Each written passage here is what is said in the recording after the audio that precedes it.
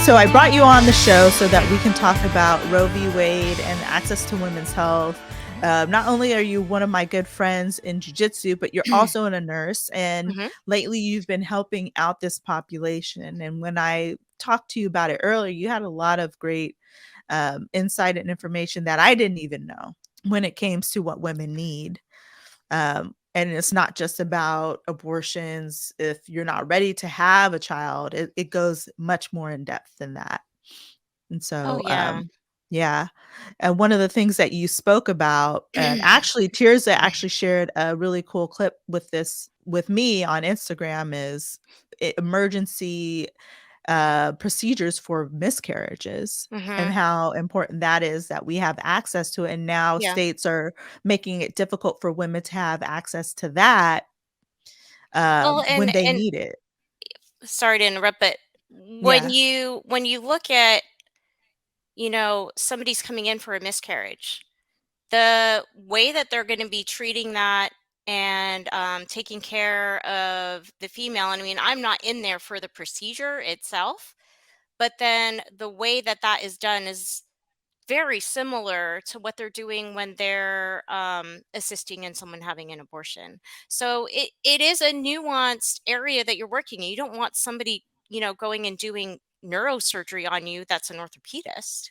You don't have an Mhm. orthopedist work on your brain, so why would we just have a woman go to the ER and just see, a generalist if you have somebody that's a specialist in the field and this is what they work on and they're able to identify, what's happening. So it's kind of a disservice in a lot of these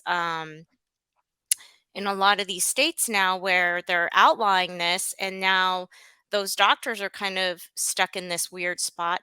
And then I don't even fully understand the whole idea of like the legal prosecution and the things that I've heard. It's kind of appalling, but at the same time, I think there were staff that I was working with that were kind of concerned, like, are we going to get in trouble if we're helping out, in this area? And then how is this going to be affected in Oregon? Which fortunately, you know, along with California and I believe Washington, our side of the country, that it is something that's still legal. And I mean, I think it's something that's up for debate now every time there is we're having an election. It's scary. It is scary. Is abortion not legal anymore in Oregon, or is No, it it up is for vote? legal. It is Okay. legal. Okay. We I know the medical staff that we have, the group that actually does a lot of those procedures at my particular hospital, was working to figure out how to help people in other areas to be able to get access. But I Mhm. mean, even other things that I've heard since then, because I also occasionally will go and help out our fertility clinic, is that women from other states are trying to find a way to get their eggs moved. So this Roe Mhm. v. Wade, and I don't understand the specifics of how um, all of these things start to sort of, the dots start to connect, but it's kind of opened up a can of worms of, women's reproductive health in the sense that the legality of, freezing your eggs and wanting to get pregnant when you want to get pregnant on your time frame, because in these countries where or in these countries in these states where it is outlawed now, all of those things are being pulled into question, and these women are scrambling to try to figure out, well, where can I safely store this stuff? And I mean, that's Wow. expensive for someone who actually wants Mhm. to have a child and they can't conceive naturally, like they need some intervention. And so it's like, I don't know. It's just there's so many, I think, directions you can offshoot with where it's affecting women's health, and we haven't even begun to see the amount of things we're probably going to lose. I'm so surprised at, like, the impact and a lot of the conversation coming from people who are pro-life. I'm not sure if they were even thinking about how miscarriages were going to be intertwined with this, and the risk of a woman's life in the case of she's having a miscarriage. And a lot Hmm. of women experience miscarriage when they are getting pregnant. Yeah. And it's yes, the numbers of miscarriages is seen to go up in age, but it's not it's still very high regardless of whatever age you're at to have a miscarriage. Yeah. So, So, yeah, this is all I know we're both kind of it's like it like a gets little me bit fired up. Yeah. yeah, very you were very passionate about it when we talked about this earlier Mhm. a few weeks ago when I connected you. You had so many different stories to talk about, and I know some of those are personal, so you might not want to share those. But the insight there of what actually happens with a woman who is having a miscarriage and she needs that intervention in order to help complete the miscarriage process so she can live. Can you talk about that a little bit? Well, I just think there's, this whole side, whether you're on the side of like pro-choice, pro-life. I mean, Mhm, I'm Christian. I was brought up actually Seventh-day Adventist. I'm not practicing, but I was brought up Seventh-day Adventist, went to a mhm, Christian school. So I mean, I guess in essence, yes, pro-life. Okay, fine. But it's not that simple. It's like, so now I have to choose which life I'm pro-life for. What about the woman that is supposed to take care of the kid? And now they're coming in to do this procedure, which I think the thing that drives me nuts the most is the fact of how people look at it as if you have people coming in cavalierly making the decision that I'm just not going to have this child that I am aware of that is inside of me. I just want to mhm, get rid of it. And that is definitely not what I have seen. I would say across the gamut because we don't turn away women that are maybe drug users. We don't turn. I mean, I've kind of seen, I would say, the entire gamut. And I think it's easy if you're not taking care of these women to say, oh, let the courts decide. Or, oh, if it's rape and incest, yeah, let that be decided in the court.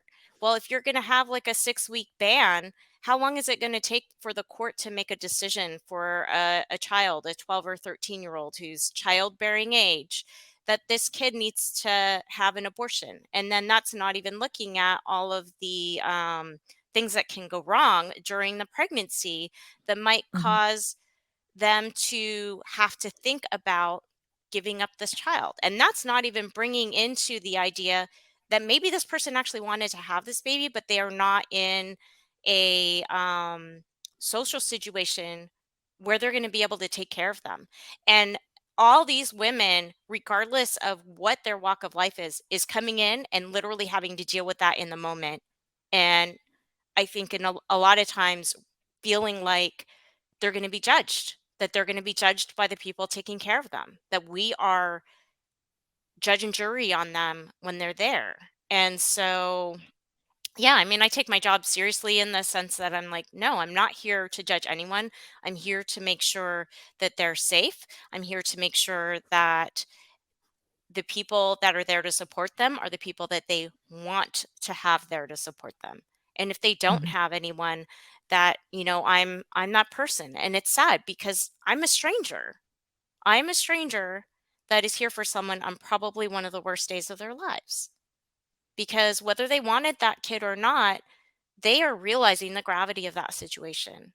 And so it's really frustrating to me when I do hear, people argue about, well, this person was like irresponsible and because of their irresponsibility, this is what's happened and they're just, choosing like cavalier like they can go down the street to the drugstore to do, and it's like no. No, there's a lot of things that they're having to think about. And even the drug user, that might be the like probably most rational decision they've made because most of those people know already what they're doing wrong. They just can't figure out how to sometimes admit it to themselves or how to get the help because again, it's like socially we are so behind and we lack so much resources that we're putting band-aids on the problem and we're not even addressing the real problem further back, you know? Yes, yeah, 100%.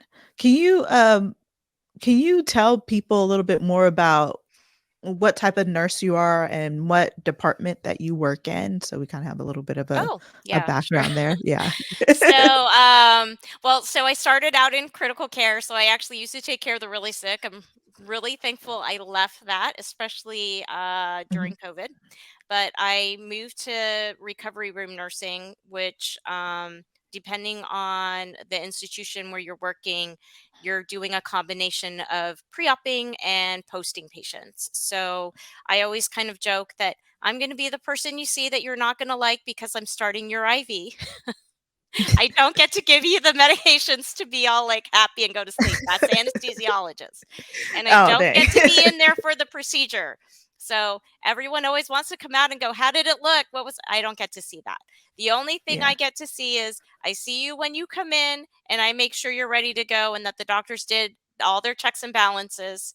And then I'll see you when you wake up when the surgery's completed, and then now I'm your buddy because I'm going to be the one that is harassing the doctors to make sure they put in all the orders for the correct medications to keep you comfortable as you wake up. And then the yeah. goal is, because I now work in an outpatient day surgery type area. So most of my patients will actually go home the same day, which is amazing because I spent like the 12 first years of my life taking care of critically ill patients, and a lot of them would die. Dang, Yeah, yeah. so it's like while I went to school and I really kind of wanted to work in trauma, I think partway through I realized that that's a lot. I mean, people do that as a career and they'll do it for their entire career in nursing. I applaud all my coworkers that are out there that are still critical care nurses. But I'm so glad I left. I feel like for my mental health, it was a really good move for me to sort of move into something where I get to talk to people before the procedure. And Mhm. sometimes on the same day, I'll pre-op and I'll actually post some of the same patients. So I'll get to see them after. So then now I'm like, I always joke, I'm like, see, now you know me. But, Yeah. and then I'm like, I'm just And that's checking how your, you know Tirza. yeah. Well, that's how So you know Tirza and her boyfriend Cornelio. yeah, I Yes. think I actually may have seen him for one of his initial procedures when he was in critical care, and I transitioned Mhm. out because I had my own accident on my Oh, yeah. motorcycle. I remember, yes. We won't talk Yeah, too much about that, but you did get me no. to and from the gym for a bit. Yeah. But I transitioned out like between 2014 and 2015 into recovery, and I do remember him coming out because I know he had a bit of a rough time, I think, with his wake up. But that's the cool part is you kind of get to work with people through all of that, and you sort of get to Mhm, see like the actual improvement over time, which you don't always get to see. Critical care is just a different beast, and that's the cool part mhm. about nursing is there's just so many different areas to work. And for me, working in pre-post has been nice also because I actually get to sleep on a normal schedule. I was working night shift when I was in critical care, so I remember, like, yeah. your schedule it was very difficult for us to, like, plan things with you. Luckily, you were able to visit us to Vegas a few Mhm. times, and when Yeah. we did Metamoris Oh earlier, my gosh, yeah, that was that was that's so much fun. we had man, I'm not Yeah. gonna talk about our trips. They were Yeah. fun, though. Those were some fun times. Um, yeah, the adventures that we had, um, and the times that we shared in jujitsu were definitely very, very, very priceless. Mhm. Um, so, I one of the things I'm just so grateful to have met people like you, who I'm still friends with to this day, like, very good friends, and, you're in another state. You're in a completely And different Jenna's in state, Canada. and she's in Canada, and she has a baby. Oh, Her I baby's, know, like, what, she's 2 so 1 or 2 now? cute. Yeah. Um, Car I still keep in touch with Car, and I meet up with her sometimes. Nedra Nedra trains with me. Um, There's so many people and so many good friends that we met. Oh, Natalie came by my spot and Oh, she's still that's so training. awesome. Yeah, she's got her brown belt now, right? Yep. She's got a brown, and her daughter is a bad A. Oh, I She's can doing only wrestling imagine. and loves it. I remember when Probably getting in some her kids judo were so too. little. Mhm. Huh?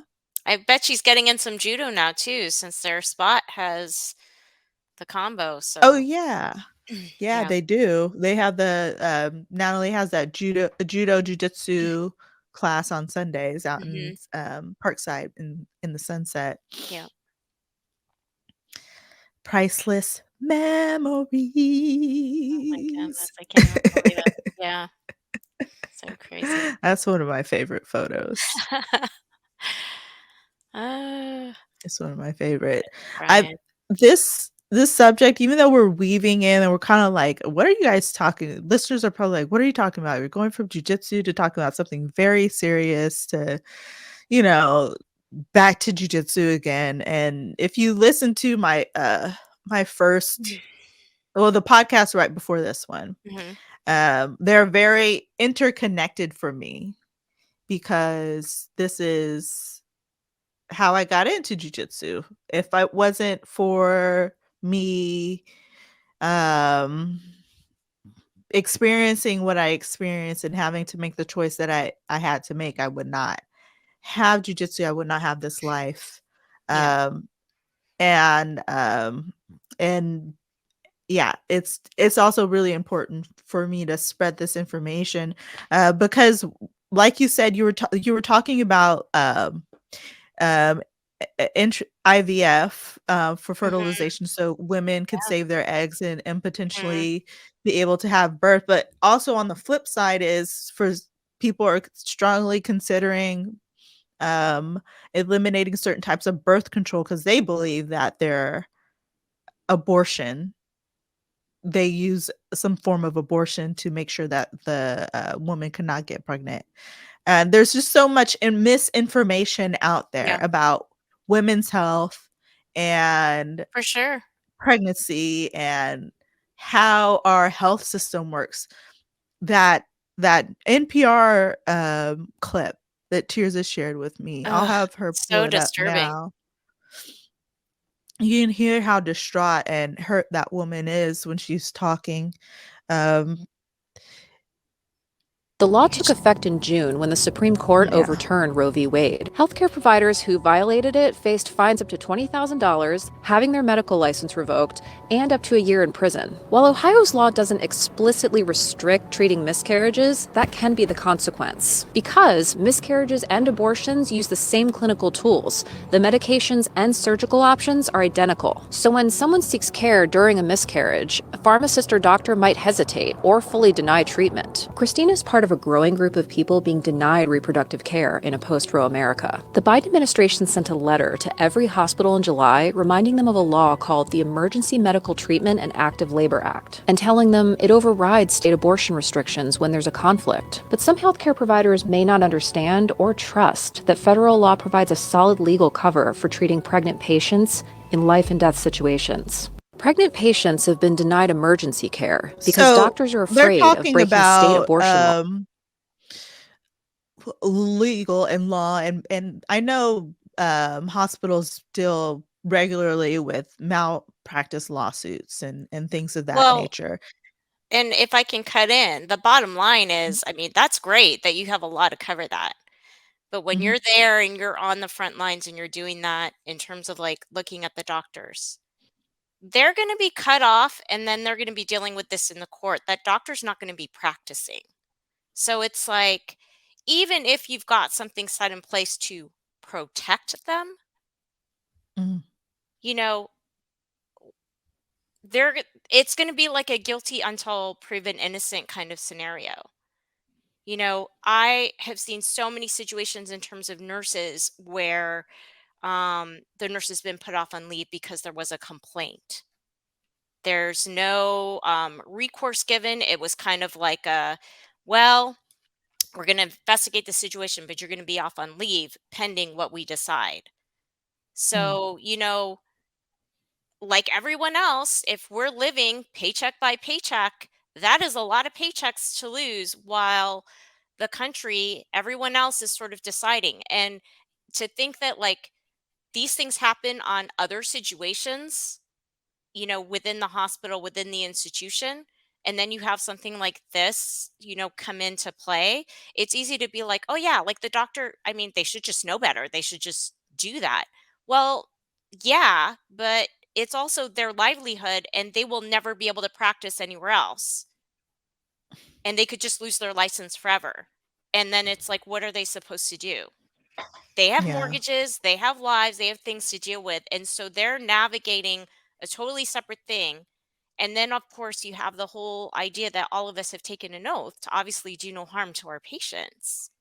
And so it's like all of these things are in conflict because like I think the hardest part is like at the end of the day, they're still also trying to make a living and protect themselves. And it's like that line now has been blurred. So I'm not, you know, I feel like it's like I'm sitting in this sort of gray spot where I'm sort of taking both sides, but it's like, yeah, I've seen, coworkers where they've been put off on leave for like much lesser things. So it's like, yeah, the government can say they have your back, but you do something and they are putting it into question. That's going to be great that that law's there, but what is that law going to do in the meantime while everyone's figuring out where that stands with what you did? And who's Yeah. going to be paying you in the middle of that? So who wants to deal with that? And it doesn't make it okay. I think the worst part about that is like hearing about the woman that like, was bleeding. It's like we have situations where, we have somebody that miscarried that was maybe more than 20 weeks and something gets missed, which is why we're checking them when they come into the recovery room. We're checking to see the bleeding. We're checking to see how they're waking up and is the pain appropriate for, what has happened. And if something is amiss, we call the doctors back, and those patients do sometimes end up going back into the OR, back to have the case redone. Maybe there's a little bit of tissue that they missed. You don't want them going home and that happening. A person can bleed out and die from that. So that's a real thing. How much does that actually happen? Not that much. I've seen it once or twice where we've had to return somebody because while they did everything, there was maybe a small piece of tissue that somehow didn't come out, wasn't bleeding, you know, um, when they first came out to the recovery room and they're doing great. And in a split second, that patient goes from great color to gray. And then you're calling Oh my everybody God. and sending them back. Because I will tell Yeah. you right now, the last thing I want to do in my job is code anybody because I am not in the ICU. Dang. So Oh my God, that just gave me chills. My it's, womb is shaking. yeah, it's just like, I mean, yeah, it's just awful for me to hear a woman going through that and getting turned away. Because yeah, like we shouldn't be doing that. But then it's like when you're starting to put so many constraints and you have someone non-medical dictating what medical people are supposed to be able to do, how are we supposed to navigate and do our job? Because that's essentially what's Exactly. going Yeah. on there. Yeah.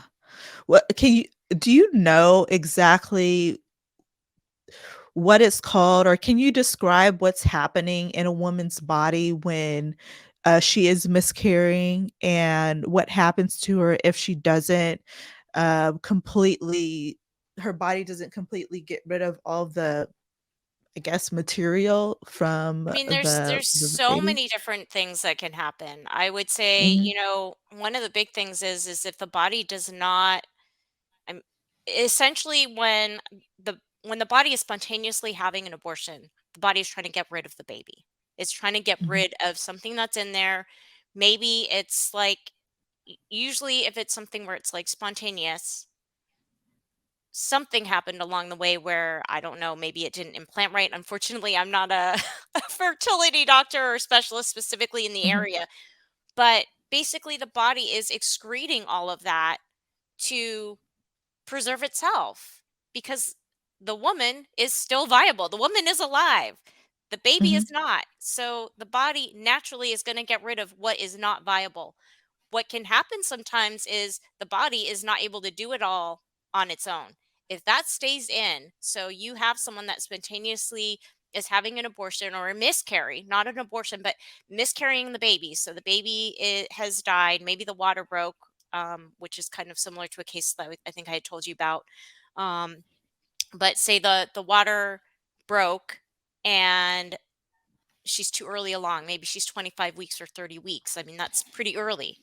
The baby may or may not be viable, but if she doesn't go in, she's probably not going to miscarry and all of that tissue come out. If that stays, the woman can go septic and she's going to die. And then what was the point of that? We have care that we can fix that. And not only that, it's like if you don't deal with that, you don't correct those things, that could leave the woman sterile. So you have a Mm. woman that wants to have a kid, had a miscarry, and maybe their body couldn't excrete everything, which is part of the reason why we do what's called, it's usually called like a DNC, where they're basically cleaning out the cervix, cleaning all of that out, getting rid of the tissue. You're wanting to prevent infection, but you're also wanting that woman to, if she wants to be able to have kids later, that she has a viable environment to be able to have a baby. And I mean, it to me, it's like it's a disservice to just not even have something like that available, regardless of what the situation is. So this is like a lot of people are talking about how this is come unfortunately, as much as I like Joe Rogan and, when it comes to podcasting, he's definitely a model to look out to. But in one of his conversations, he did talk about how it ultimately it comes down to personal preference or personal decision in your belief systems. Hmm. Uh, but what you're saying is it's not the case. This should be basic medical healthcare for women. Yeah, I think so. This I is mean, like a basic need that needs to be here. It's not about like maybe in the case of if a woman's not experiencing a miscarriage or mhm. in rape or incest and it was an accident and she wants to make a different decision, potentially But potentially how do very you high potentially. differentiate that? I mean, this is something, it's Yeah. interesting because I remember discussing this when I was in grade school, Mhm. um, growing up, back in Canada. But and it's kind of crazy to me because I mean, I guess you could say Christian, not not not a good Adventist that goes to church regularly. My mom, I hope you don't look, but anyway, um, but regardless, yeah, I was brought up Christian, so I guess when you're looking at it from that aspect, pro life. But you know what? It's like maybe the way the world looks at this would be different if a man could get pregnant because shoot, they can get, I mean, you need the pill to get it erect. If my husband can just go and order it online, and yet I have to go and see a doctor if I want to get on the birth control pill, even if it has nothing to do with me wanting to wait and make my own decision of when I want to be pregnant. Because Mhm. I remember what I had to go through to get put on birth control pills, and it was not actually because of wanting to not get pregnant. It was just because I was having very painful periods. My skin was breaking out. I had a bunch of different issues, and they were like, I tried a lot of different things. And then what was recommended to me was a birth control pill at the tiniest amount, which I actually didn't tolerate. So I ended up coming off of that. Obviously, there's even more options now than there was when I had done that. And then my husband had elected to have a vasectomy, so I don't have to take the pill in terms of all of that. Yeah. But even so, it's like, my motivation for taking the pill had nothing to do with, I don't specifically want to get pregnant. Although that was a conversation, obviously, I had with my husband. We chose early on that we were not going to have kids. We have dogs. But it's, yeah, there's so much stuff that we don't know. I thought that was really interesting, the stuff you posted about that, and just how the different forms of contraception affect you, especially in the athletic realm, because it's Yeah. not talked about. No one even discusses that with you. Not I had to pay a good amount of money to take a course in adulthood, Hmm. way past college and way obviously way past grade school, high school, in order to learn about how my body works. Yep. And when you're talking about birth control, it doesn't only help with your skin and your bleed days, but it also helps women through that perimenopausal and menopausal postmenopausal transition to Yep. help them with their hot flashes and other things, help them Hmm. maintain lean muscle mass and bone density. There's so many other things that we're not discussing and we're not teaching kids Yep. when they are in grade school, women, young girls. Yeah. And Yep. I know that when we say young girls, there's a large spectrum now. So Well, just and imagine what when did you? the non-cisgender would Yeah. need to know about their health too. Well, and when did you start having periods? I started having periods. Honestly, I think I started having periods when I was 13, but I Hmm. started developing when I was 9 years old. I had to start wearing bras when I was 9 years old. Well, see, I somehow, I guess, skipped most of the development. Everything stayed tiny. Yeah. But my period started when I was 10. I was in grade school and I thought I Dang. was dying because no one had Yeah. talked to me about it. And I went to my dad and I was like, I think I'm dying. And my dad was like, what? What are you talking about? And I was like, I am literally bleeding to death. Like, do you like not understand? And my dad, my poor dad, God bless him. He's resting somewhere and probably laughing at me. But my dad literally looked at me, started laughing, and was like, you need to go talk to your mom. They just, no one had expected that I would have started that soon. And what I've been hearing too is girls are starting earlier and earlier now. Mhm. So, I mean, while that was pretty uncommon, I think for me when I was 10, that's actually become a much more common thing. But unfortunately, it was like, yeah, nobody expected that. I was one of the only kids that was dealing with that. And there was, I don't recall tampons or anything being in the bathroom. And there was no like way for me to get excused in grade school because of Yeah. that. And then how do I explain that? I don't want the whole class to know that I'm like, I thought I was dying.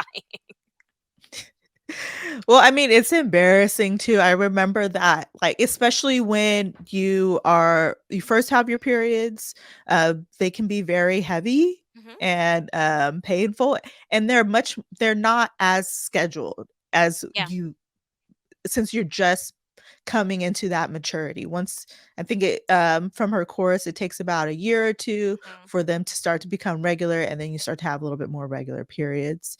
But in the beginning, during that first year or two, they're heavy and they're irregular. You don't know all the ways when they're coming or how long they're going to last or how intense they're going to be. And I remember when I was younger, that's when the girls have start to have a lot of embarrassing moments Yeah. in Yeah. that. And I remember just had to go home to change my pants Yep. because they were just destroyed. Yeah. Yeah. Exactly. Yeah. Yeah. No. And now But I'm we on the need other that end of that. education. Yeah. But and we need that education there, like, Yeah. when it comes to that perimenopausal transition and that Hmm. menopausal transition, women are told, okay, you basically don't matter anymore. So your health doesn't matter. You need to not work out because you're too frail, you're too old and not a productive member of society anymore. So Yeah. Yeah, but it's like it's all this actually does sort of tie into this whole Roe v. Wade because it's like now all of that's just into question. And the worst part is that yes. we were already not good about addressing these things. So it's Mhm. like we've started moving backwards. Yeah, we're even worse now. Hmm. It's much less of a we have less support. We Yeah. just do. There's less support from our own government about our own basic healthcare needs. Yeah. Exactly. And that's what you were talking about there is like Mhm. this, there's no way to draw a line between with abortion services, whether it's an elect abortion service because of a situation where the person isn't ready to have a kid, Mhm. regardless of how they got into that situation, whether it was consensual or non-consensual, Mhm. their social economic status, whether they're been a drug user or Right. living on the street or not, or if a woman's just having a miscarriage. There's no clear, there's just so much gray area. We just need the service, and it just needs to be provided Mhm. regardless of term, Yeah. right? So that women can get the health care that they need. Yeah. Exactly. um there was something I wanted to say when it comes to, like, we started to talk about perimenopause and Mhm. menopause there a little bit, and Yeah. it's not discussed. No, no, It's it's not not. discussed And at I'm all. telling you, it really stinks. Um, because especially being a healthcare person, I diagnose Mhm. myself with everything. So I remember having like hot flashes at night. I'm like, oh God, I cannot be having TB. There's no way. Was I exposed to a patient with TB? Why am I Yeah. having night sweats? And I remember going into work and talking with one of my coworkers. And I was like, I don't know what the hell's wrong with me. Just like, how old are you? Like, I think this was a couple years ago. But Mhm. yeah, like so for me, I did not even realize I was starting exhibiting symptoms at 45 that I was starting to go into perimenopause. I mean, I honestly just didn't know. And now I'm like realizing, yeah, like I am actually having symptoms and I'm having to actively look it up and try to figure it out because even the doctors, when I go in for my routine physicals, I have to fight just to get like the labs drawn that I want because they'll look at me and go, well, I mean, but you look like you're maybe in your 30s. And I'm like, I'm 47. Like, I'm Yeah. knocking on the door of 50. So, and I'm like, I kind of would like to be able to actually do a lot of the same things I did in my 30s, which is maybe unrealistic, but whatever. I'm still trying to keep up with the 20-year-olds. So, and yes, I do Like roll the with them, all of them. the 20-year-olds, the kids, man, they are they're It's scary. beasts. It's scary. They're Yeah. so good. They're Yeah. Yeah. way better than when we Yeah. were when we started. Way Well, better. I was in my 30s and I was already like up at the top of the hill getting ready to go down. And that's when I tore my ACL up here. Not yet. But even still, like how they're learning now, because, Oh, actually we were yeah. talking about this in our uh during the belt ceremony that we had, Hmm. is like each generation is getting a little bit more refined instruction. Oh, yeah. And so these kids are just getting like the Rutolo brothers, they're sick. They have all these Yeah. different tools to learn and things like that. Well, So it's like we they're didn't have just YouTube the way YouTube is now. Do you remember no, when we were not trying even to at figure all. stuff out and like I feel like it was becoming a thing. Like I remember when Mhm. Jazari was coming and I kind of had to look her up to figure it out, but it was like you could kind of see the videos, but I mean, I know I was obsessed with I'm still obsessed with arm bars, but Yeah. by the way. Yeah. So, I mean, some things stay the same. Now, if I could see legs the way I see arms, I would be a complete grappler.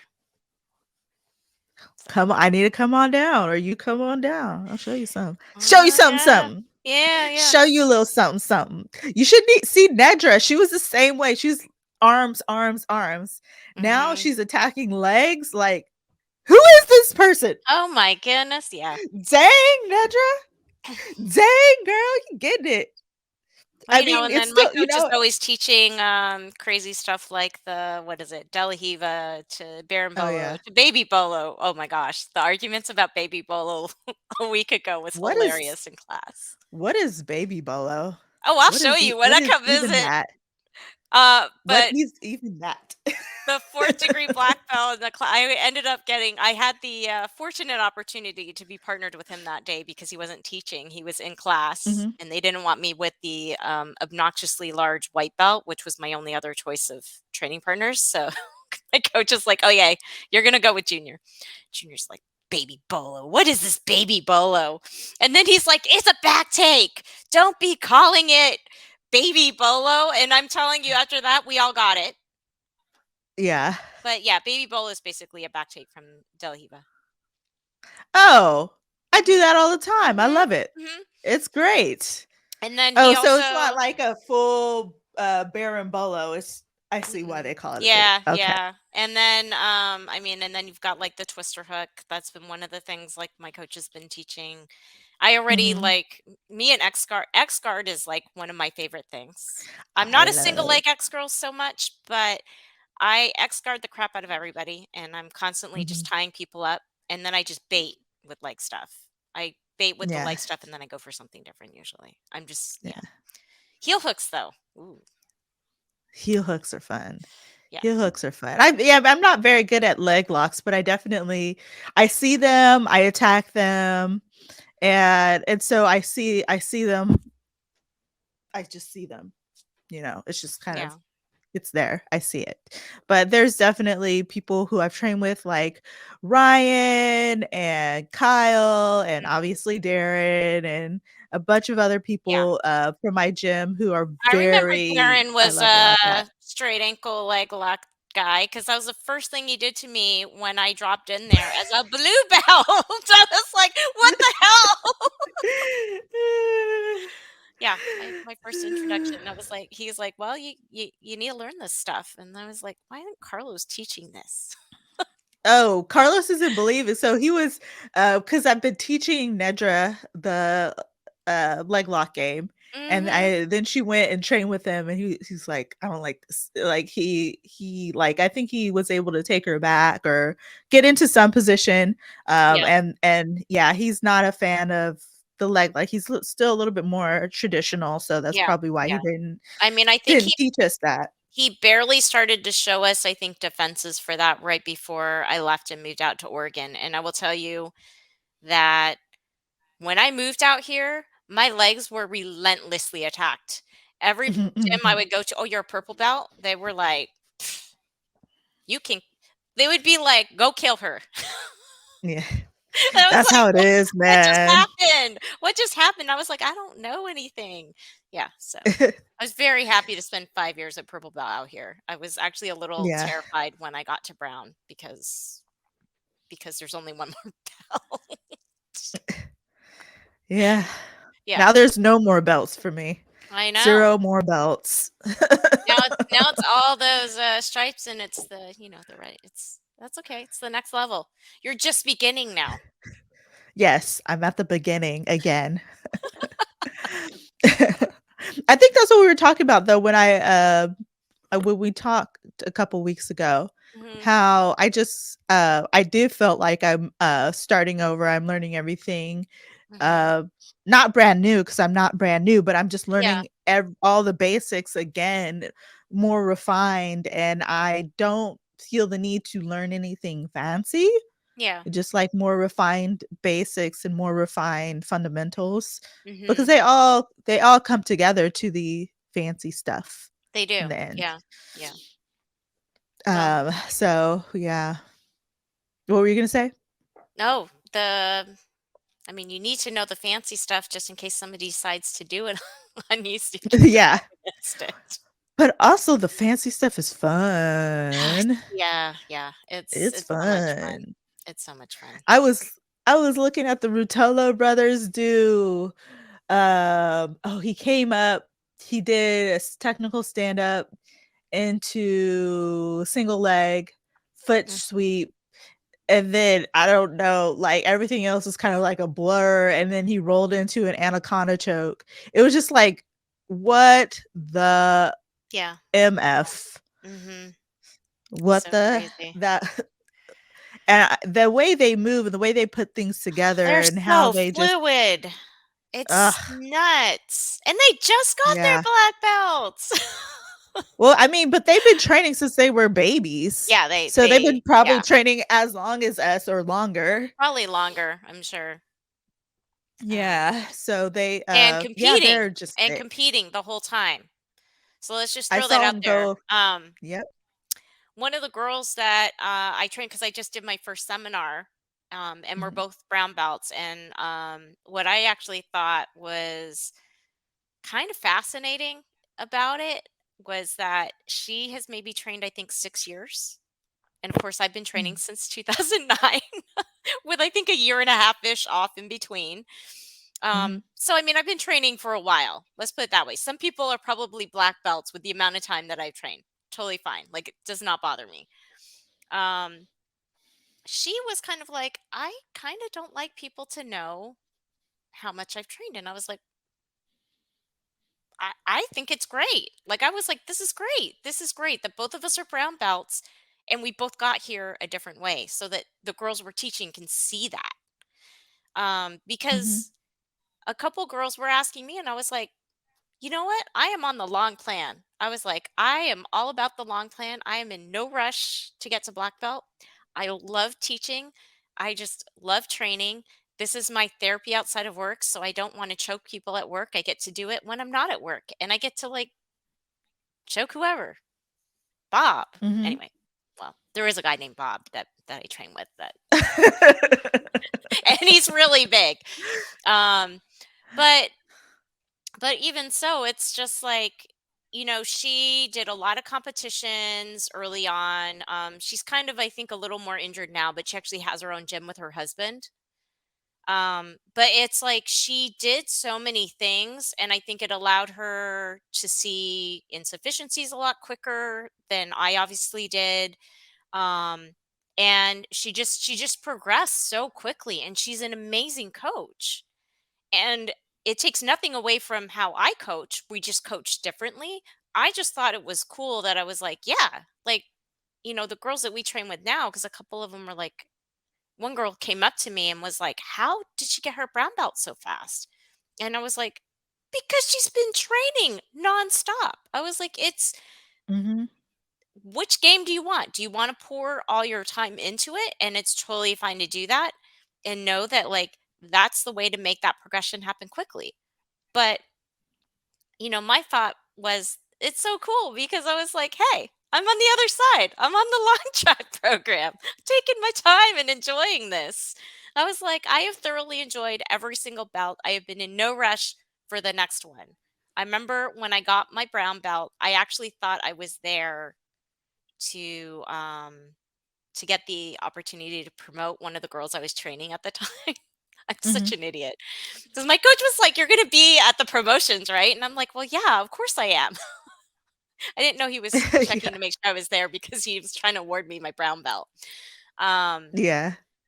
but I think that that's just part of the beauty of it is just enjoying the process and enjoying the process with the Mhm. people that you're coming up with, whether they're moving ahead of you or behind you, whatever it is. It's like the journey's so individual. And so I just thought it was like a great way to show that to the girls we were teaching, that like, it doesn't matter. I'm like the old lady, well, not that old, but I'm one of the older people. What is it? Betty Broadhurst is much older than me, but Mhm. yeah, there's a lot of older grapplers out there.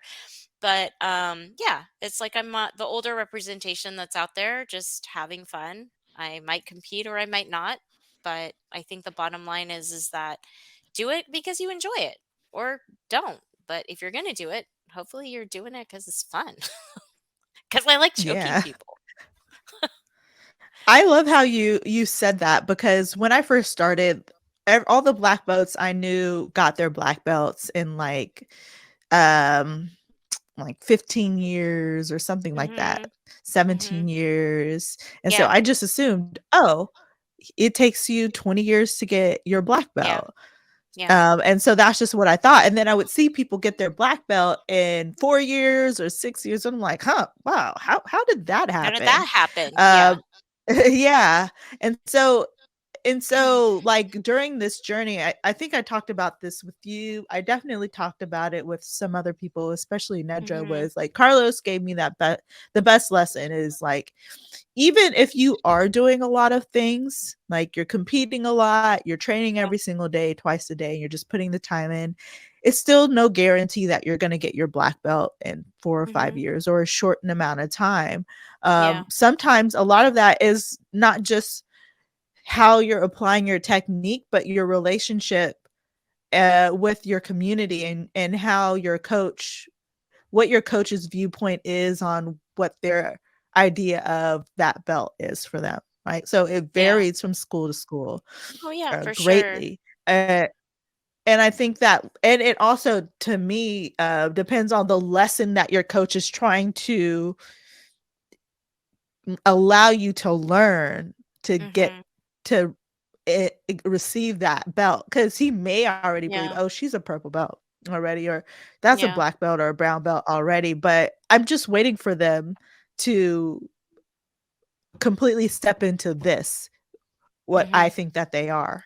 And then it Yeah. happens. And for Carlos, I think that's kind of how it was. And I definitely think that's how it was with Darren and Yeah. too.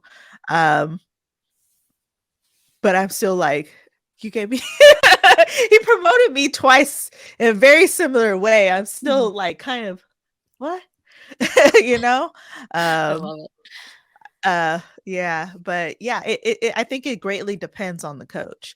So I'm Yeah. not even sure if it matters how much work you do, or how much you do experience. I think just enjoy the journey. It should be the Yeah. lesson.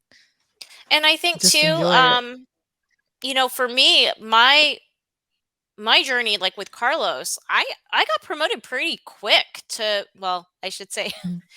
I got promoted pretty quick to blue belt when I started training with Carlos. I guess the piece I leave out is the amount of gyms I had jumped around to and the amount of times I pulled my stripes off my white belt.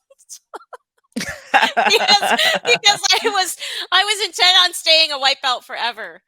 That was like, I was so excited about being a white belt, and just that was my goal. By the time I started training with you guys and I decided I wasn't going to quit, my goal was to be just like, I'm going to be a career white belt and I am totally good with this. And then I Mhm. remember I got the two stripes, and I think I didn't send you that picture, but I am so excited. And I'm standing there with my two stripes on my white belt. And then I remember like 6 months later, he promoted me to blue. And I was like, what? Wait. Like, I just remember standing there, and here I am, like off to the side from the group I'd been promoted with. And I look so confused because I'd only been there like 6 months. But I mean, I Mhm. had been training for a while, and Carlos was like, "You're actually submitting some of the blue belts in the gym. Like, you I can't let you stay there. Like, you actually Mhm. you can't you can't halt your own progress." Yeah. And then it's like, I think for him promoting me, like when he promoted me to my purple, I don't know that I was ready for my purple belt, but I think he saw me as, well, one, I was going to move and I was close. And Mhm. I think he sometimes will promote people because he sees them growing into the belt. Yes. So Yes. I think Yes. he kind of maybe has both sides, and it just sort of depends on what he's feeling and what he's seeing from each individual student. But I also think that's kind of, Mhm. I think it's a thing that people get frustrated about with jujitsu, that it's so hard to narrow down how coaches promote.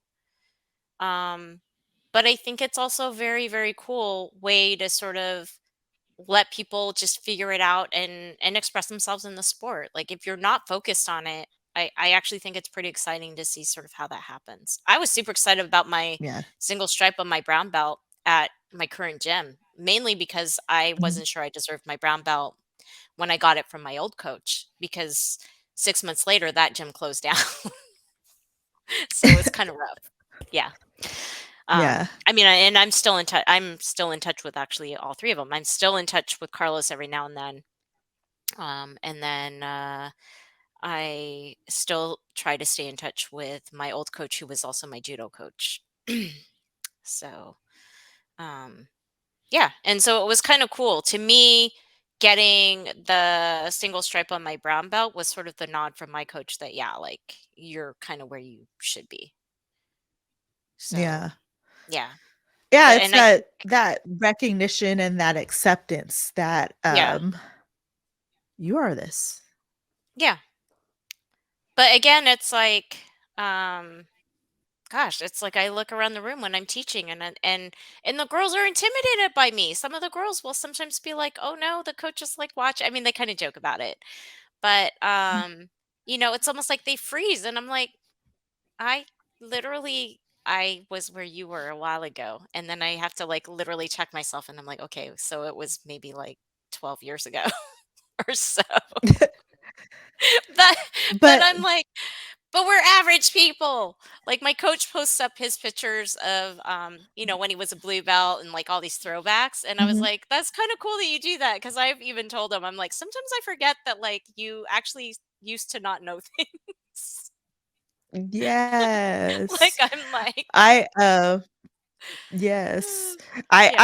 I remember that feeling as a white belt, even a brown belt and like Mhm. brown belt and below, everything. And even like I'll probably still feel like that now, where Yeah. you see somebody who's a black belt or been a black belt for like what, 20 years. Yeah. There's Yeah. different types of black belts out there, or Yeah. black belts that have won so many different accolades, Mhm. Mhm. and you get this sense of intimidation. And like, once I've stepped into this belt, it's just like, but it was such a there was no door, right? It's not like a door I stepped into and then I'm a black belt now and I'm changed. It's like I was the Yeah. same person. I was Mhm. like the exact same skill set I was when I had the brown belt than when I had the Mhm. black belt. I just so happened to be wearing a different color belt. And yes, my skill set has definitely progressed and my knowledge has definitely greatly progressed over all this Mhm. time.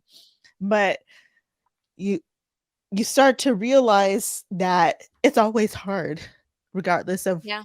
there's this woman Deb who said, I was like, I thought like when you got to black belt like it was a little bit easier for you, like you just felt like jujitsu was just easier and like more Mhm. effortless because you were a black belt and you knew this. And I talked to Deb, I think it was when she visited us at Carlos, and I might have been Mhm. a blue belt still at that Mhm. time, and she was like, "It's Yeah. still hard." What are you talking about? It's still really hard.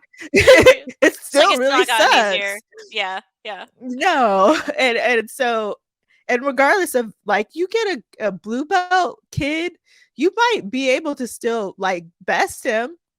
But if you get a blue belt who's a solid blue belt who's like has a Uh-huh. wrestling background of some kind, Oh yeah, we that's got one gonna of those be at our gym. hell. Mhm. Mhm. Yep. Can we And just say even for the black belts. I prayed. I prayed before I did that roll. I was like, I am facing my biggest fear today. I might die. I remember after the roll, You won't actually so die, but yeah. two of the guys that I train with, they're kind of I kind of like to jokingly say they're usually the main training partners I run to because they're safe. They're my safe older Yeah. brown belts. Um, they looked over and they were like, "Yeah, we thought about breaking you guys up, but then it kind of looked like you were okay, and we kind of weren't sure, so we just sort of let it go."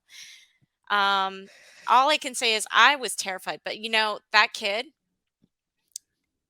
it was kind of awful. It was a terrifying experience to roll with him. 20 years old, the kid is a wrestler, exactly what you just described. I watch him give the purple and brown belts in our gym a hard time. They struggle with Mhm. him.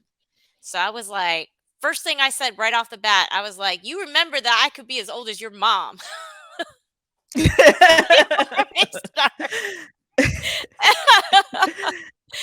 Anyway, we start rolling and then it's like I have to remind myself I can dictate the pace because that kid was Mhm. moving so quick that I had to kind of like slow the pace down a little bit here and there. And then just remember my defense. Like I feel like the biggest thing I got from Carlos was like a really really strong defense and a really really good Mhm. guard.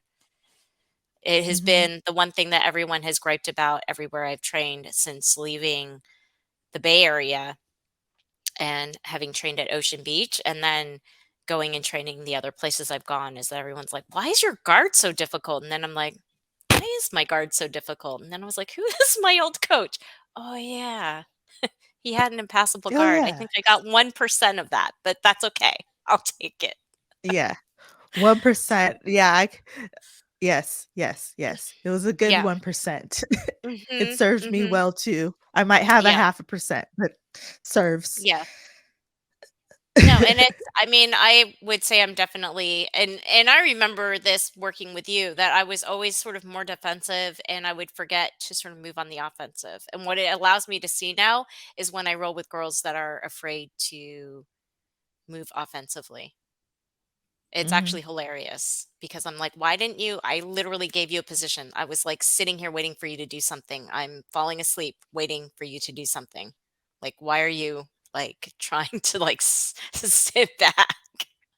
There was one girl at the seminar I did. I can't believe I did a seminar.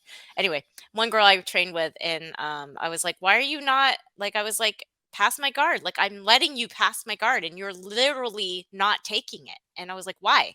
And she was like, "Well, I'm just better at playing defensively." And I was like, "But you're never gonna get a good position if you stay on the defensive." And I was like, "You should be Mhm. taking that." And I was like, "And I need to take the advice I am now giving you." I was like, "I recognize this." This feels very familiar.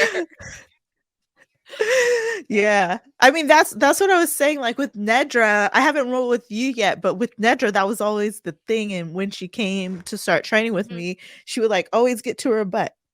"Nedra, get up. mhm. Like, be Yeah, offensive. Like, get up, get up, get up." yeah. Then I rolled with her this last time, and man, she was attacking, she was getting up. I was like, "Damn, Nedra. Mhm. Damn, she's got so much better." And it Yeah. is like that's why to me, training with doing the women's open mats has been Mhm, helpful, um, because when you're out um match strength wise, physicality, weight wise, you're naturally going to be put on the offensive unless you're rolling with somebody who's a higher level belt who's going to like open the door to let you be in the game. You're usually mhm. going to be the nail for quite a bit of time. um Yeah. so when I started going to women's open mats, I then have this opportunity to have more of an exchange Yeah. where Yeah. I was able to open up my skill set and open up my game a little bit more and stop being so defensive, that I Yeah. can then apply offensive game to what I was doing. And it translated back to it helped me with my confidence when I started training with Mhm. the guys again too. Yeah. Right? Oh, Yeah, I can realizing do you this. have I've an seen myself do offense. this. Mhm. Yeah, exactly. Mhm. Exactly. So that's always Yeah. been super helpful.